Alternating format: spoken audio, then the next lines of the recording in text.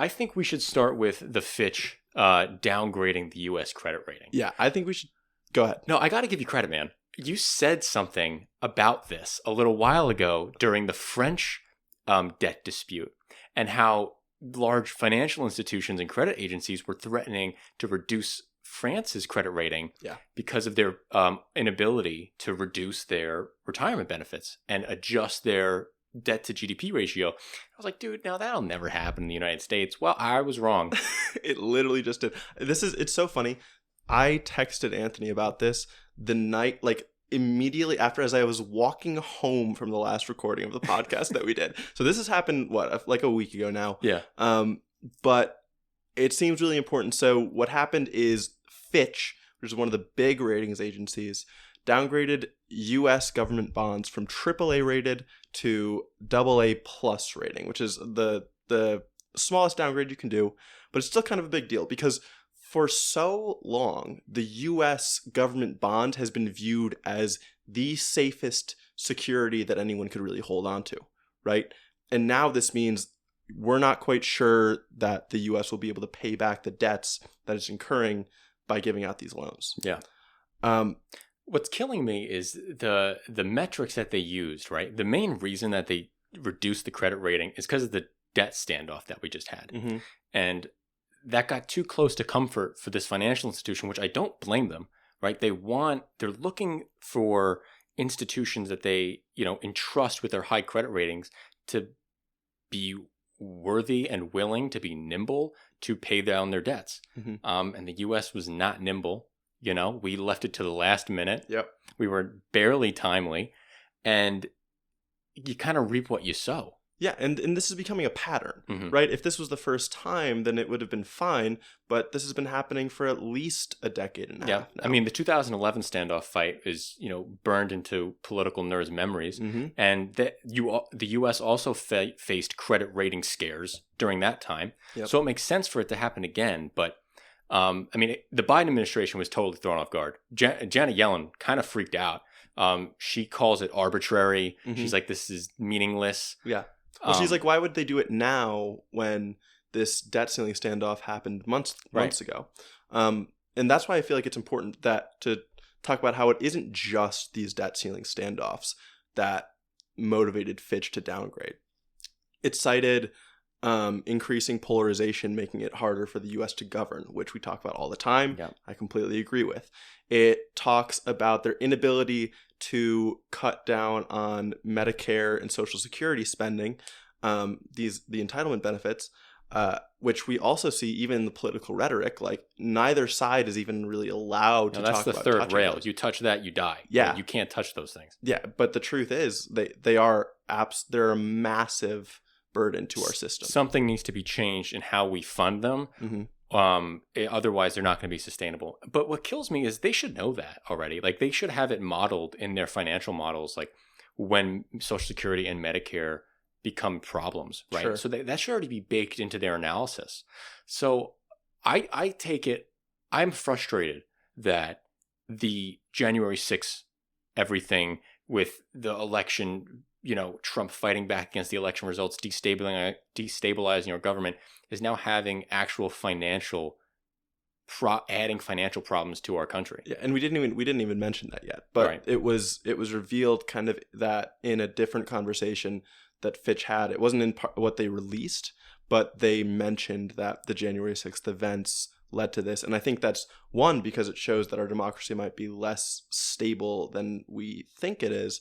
And two, it is another sign of our polarization and the fact that now we do have consistent persecution of political enemies against mm-hmm. each other. Yeah, and that persecution makes it impossible to govern, right? Mm-hmm. When you go out on TV every week and you say that these people are the enemy and they're evil, how are you supposed to get into a room with them and then raise the debt ceiling? Yeah. How are you supposed to do that? How are you supposed to come together and talk about how to deal with Social Security sovereignty and Medicare sovereignty? How are you supposed to have those conversations when you're calling each other evil all the time and pedophiles? Yeah. You can't. And it's funny because I do think Biden being at the helm is like the best person to encourage that you're going to be able to work together with both sides.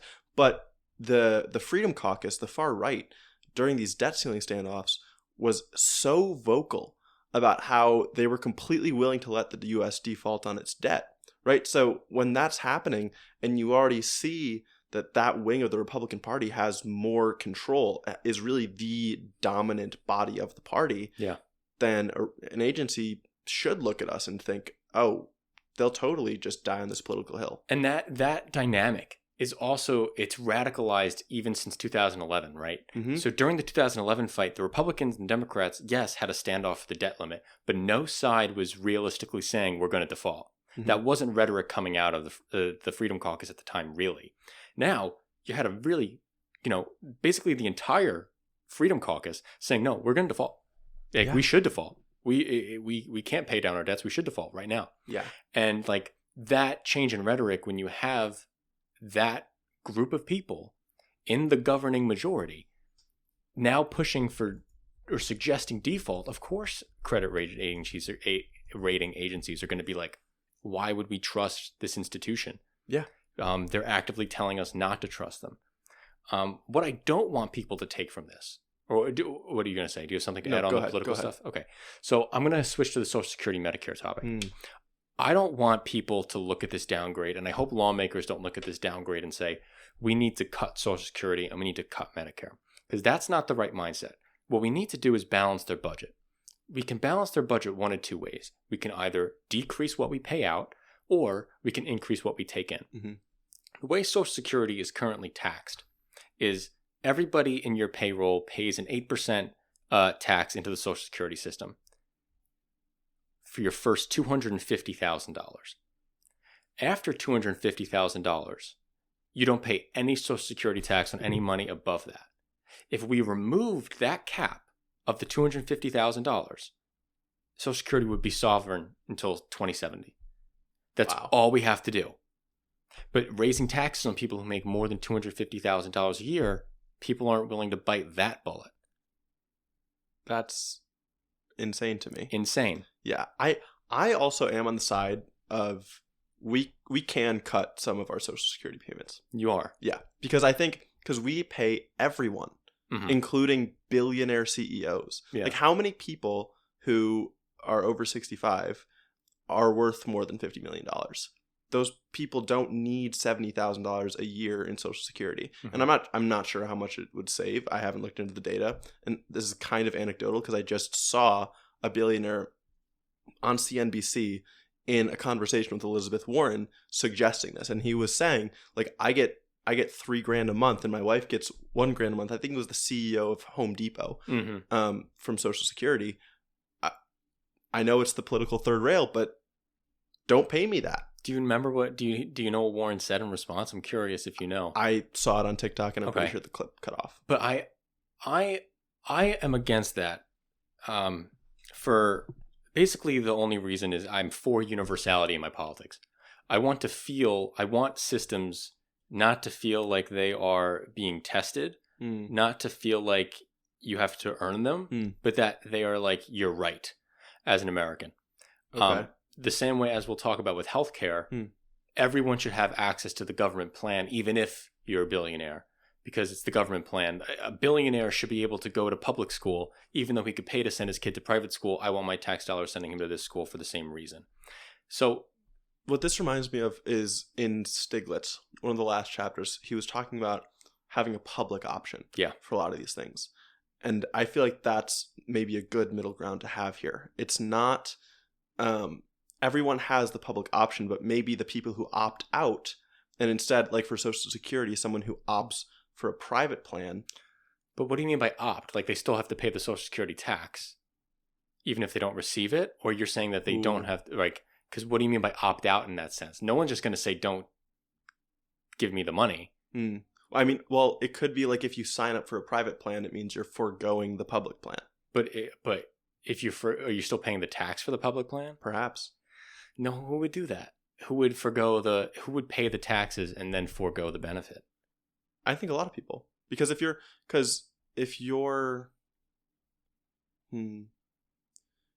you're going to choose the option that makes you more money. So the idea to me, it's like like a 401k or something else, it's either you can choose Social Security is going to be your income when you're retired and over 65, or you do a 401k private plan or something like it to fund your life after that point. Okay.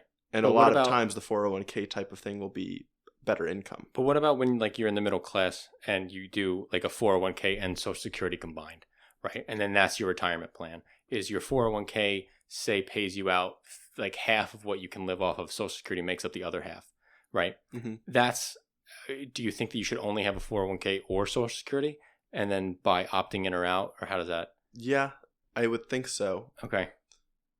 I'm definitely, I understand the notion that we want to cut Social Security out for people at the top. And I could be swayed to that position as long as they're still paying the same amount of taxes. Sure. Because I would be afraid of saying, Bill Gates, you don't have to get Social Security. And we're also going to not have you pay the tax. Because the way that we currently think about Social Security is people like to think of it as a retirement plan, not as a welfare strategy. Yeah. Right? People want to think of it as like, oh, this is my Social Security account, right? But that's not really what it is. It is a direct transition, a direct transmission of wealth from me to the 65-year-old person. And it only works because the people who will come after me will pay for me. It's not like that money is sitting around waiting for me when I retire. Yeah. Right? So keeping that mindset of like, or trying to eliminate that mindset of, this is something I paid into and it's mine. It needs to be something like, this is something I'm paying into for the current generation of old people. And I don't want it to be that dynamic. So that's what I'm saying. When a rich person says, I don't want Social Security anymore, as long as they're still paying the taxes, I think I could be fine with that. Okay. Yeah, I would definitely want it that way. Yeah. I do see the argument of this is going to hurt national cohesion. Yeah. Like it's just going to be another sticking point to be like, why do I have to pay that tax if I'm not going to get a benefit from it? Yeah. I think like and that's why the universality I think is important. And I like the universality of systems throughout all the different realms of government, with school, with healthcare. In a perfect world, I mean, public schools, like in a perfect world, Donald Trump would be sending his kids to the same school that my kid's going to, right? In a perfect world. So that type of stuff. But that is the Fitch downgrading our credit rating. Wild story. And I don't know if there's actually going to be any economic downturn to this. The one other thing that I would have brought up is that we're just going to have to pay more on the debt. Right, because our interest might go up. Exactly. And already we pay about 17% of our expenditure every year on just paying off our debt. And I don't know, as liberals, you've mentioned before toying with the idea of minting the $1 trillion coin and using that to pay off our debt. I'm somewhat more interested in it at this point. I think it's kind of foolish and undermines the position of liberals to say they don't care about the debt. Totally. Because 17% of our government's expenditure would be incredibly valuable to use somewhere else. Totally. So it is something that I think is important and you should pay attention to. And I am totally okay with a gimmicky solution like minting $1 trillion coin. I know there are concerns that it'll cause rampant inflation. And I was just watching an interview with someone who was saying, like, economists think that it will make people look at their money and say, oh, this doesn't mean anything because look at what they just did to pay off the debt. But I just don't think that's how people work. I also don't think people would even know that they minted the coin. Exactly. They wouldn't even know. Yeah. Right? What percent of America would actually know that they minted $1 trillion coin, and then how many people would know what that means? Yeah. And then suggest that their money doesn't mean anything. So I don't really agree with that. I don't either. I do think that liberals need to tackle the debt. I think liberals have to accept that the debt is a problem for the perfect reason you just outlined. 17% going to interest? Think about the amazing social programs we could do. Yeah. If that wasn't a part of our equation. 17% is almost $1 trillion. It's probably about $800 billion. That's the same as our defense budget. So, like, you don't criticize how much we spend on defense and then not care at all about the debt just sucking so much out of our budget. Yeah, now look, I'll give credit to liberals where they earned it, right? The Inflation Reduction Act raised taxes on corporations. Yes. The Inflation Reduction Act raised taxes on stock buybacks from corporations. And Yes. these are all amazing things that I'm really happy about. And through that, we might be able to see more revenues come in. The deficit is shrinking under Joe Biden from the COVID-19 highs that we saw. And we're pretty unique in that. I mean, the United Kingdom is still having a ballooning debt. The GDP ratio, the United States is coming down. Yeah. But I definitely think we need to get it down faster for sure. Yeah. Which I think, like, just no one wants to touch the fact that we do have to implement more taxes. I mean, progressives are of course fine floating it, but even moderate Democrats, they don't really want to speak out on that much. No, and they won't. And it's a hard thing because I don't understand. If you actually went out there and you sold this as we could save Social Security tomorrow, all we have to do is raise taxes on people who make $250,000 a year or more. I feel like that's a winning message. Yeah. Right? I don't know any liberal who's making $300,000 a year and then would say, I'm not going to pay more in taxes. Because if you phrase it as Social Security is going to go away unless we raise your taxes by, whatever percentage, 6-8%. But it's even less than that when you do the whole marginal thing. But like, no wealthy liberal is going to be like, okay, Democratic Party has abandoned me. Maybe a couple, but not enough to swing votes, man. No. If you're that wealthy and already voting liberal, you don't care. Yeah, no, I think if you are against raising taxes on people who are making $250,000 or more, I don't know if I can call you liberal. True, right? Then you're not a liberal. No. You might be pro-abortion, but you're not liberal. Yeah, exactly. Right? Not economically, at least. Yeah, and that's, oh God, what a nightmare.